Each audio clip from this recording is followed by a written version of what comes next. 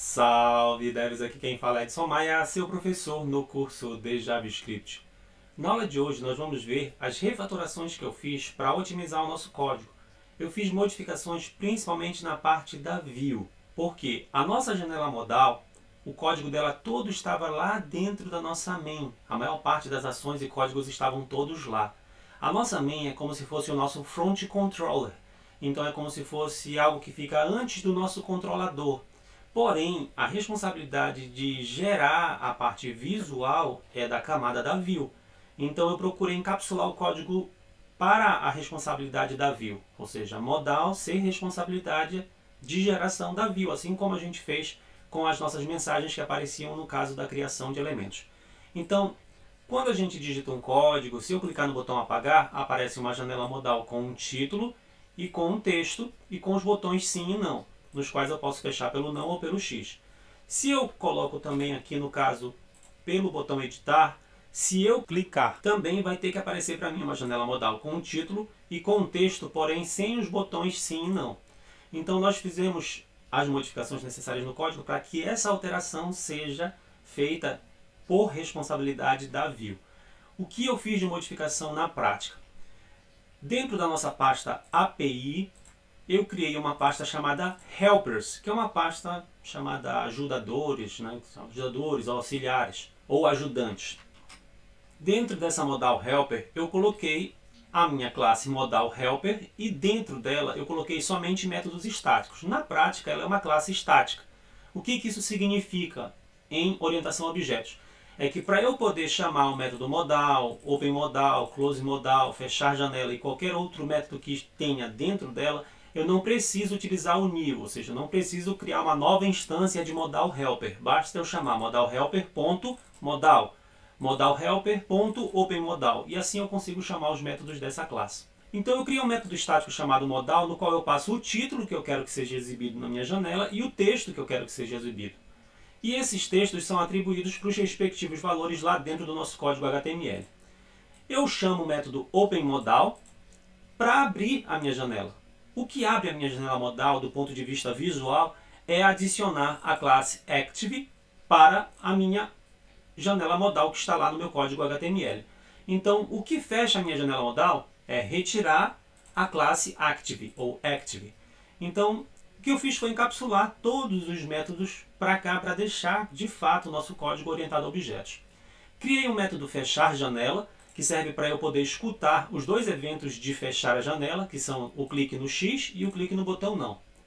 Eu criei também dois métodos, o ocultar botões e o mostrar botões, que servem para eu poder controlar o fluxo de exibição dos botões sim e não nas nossas janelas.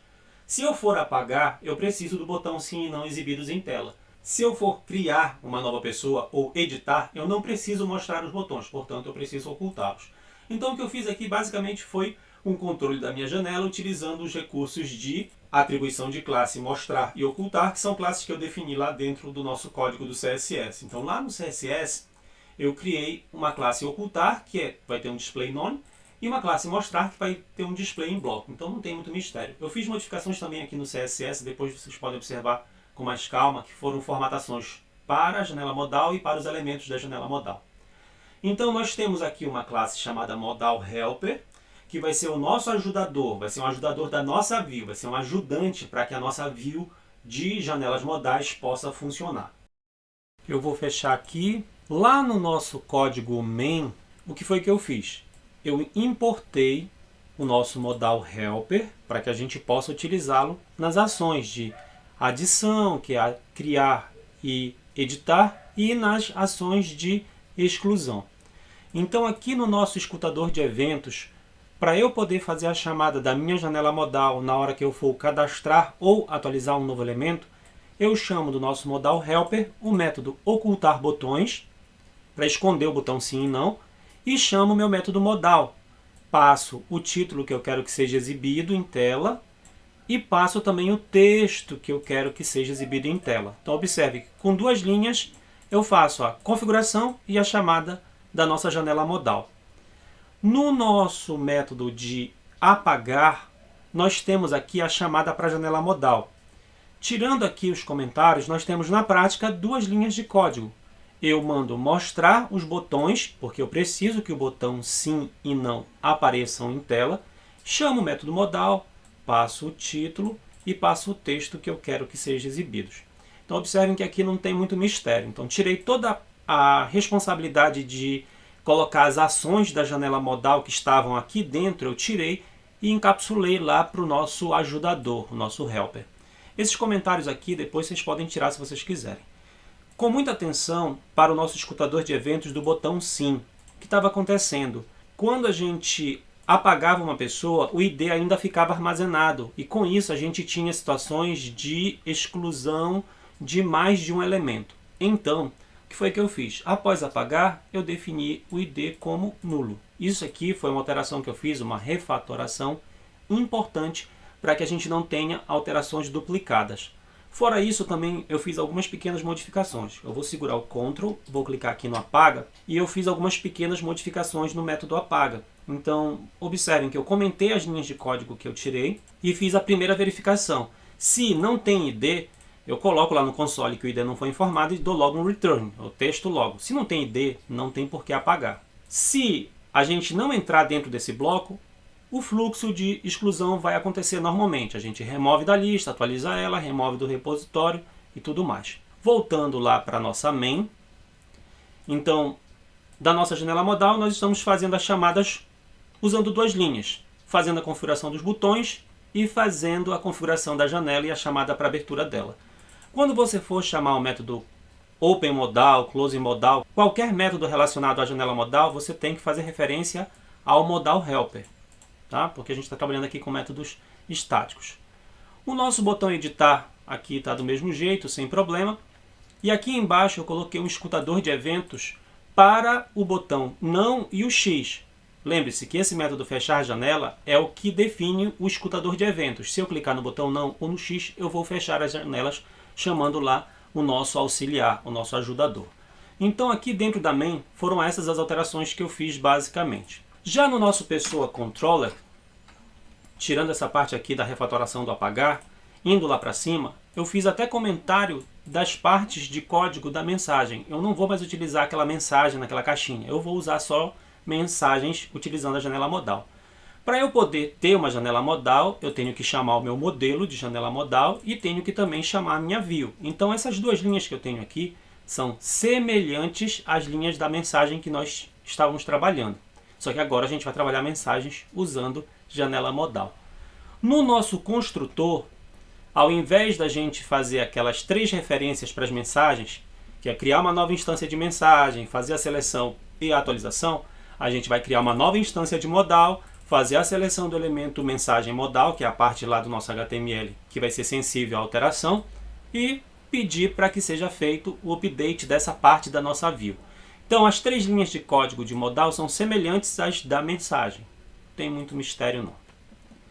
No nosso adiciona, no qual a gente tem as ações de criar e atualizar, ao invés da gente passar as linhas de texto da mensagem e o update da mensagem na view, a gente só precisa chamar um update da nossa modal view, porque o título e o texto já são passados lá no nosso escutador, que está lá no nosso front controller, que é a nossa main, basicamente. Então eu comentei toda a parte de código que estava relacionado à exibição da mensagem, que era naquela caixa lá em cima, para deixar exclusividade para a nossa janela modal. Aqui no Cria Pessoa não tem nada diferente, limpa também não tem nada, preenche também não tem nada diferente. No apaga eu já falei para vocês que eu fiz uma refatoração. No atualiza também não tem modificações, no busca por ID também não tem alterações. Daí, lembre-se, para que tudo isso funcione, assim como mensagem tem um modelo, modal também tem um modelo.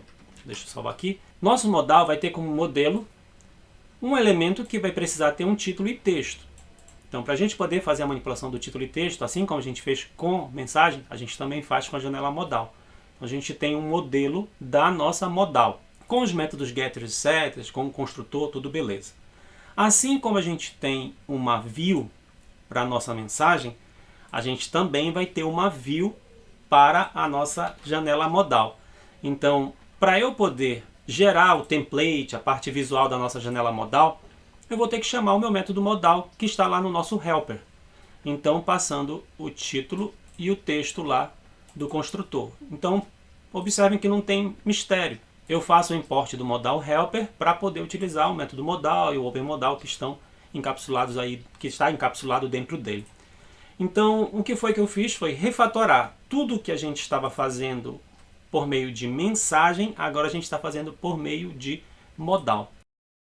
Então, se a gente for aqui na nossa aplicação, digitar um código, clicar no botão apagar, já temos a janela modal com o título, com o texto e com os botões. Se a gente for colocar um código, clicar em editar, confirmar no botão calcular, já temos também a janela modal relacionada à edição.